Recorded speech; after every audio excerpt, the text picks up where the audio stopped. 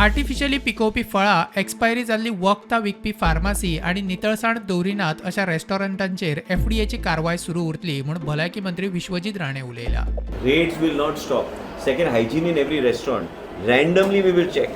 And if we find that anything and they don't have RO filter, they don't have proper, proper hygiene, I will seal them and there's no question of applying them. We'll blacklist them for 6 months.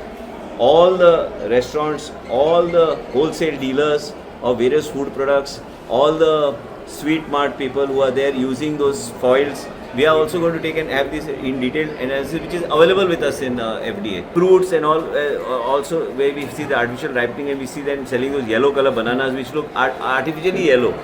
All those things, because these are the things that are actually adding a problem in all, long term intake of these things is also creating problems. So we are even pharmacies bhi ha. Pharmacies काही कडे आम्ही पळयता की आम्ही जेन्ना random check करता expired products विकता.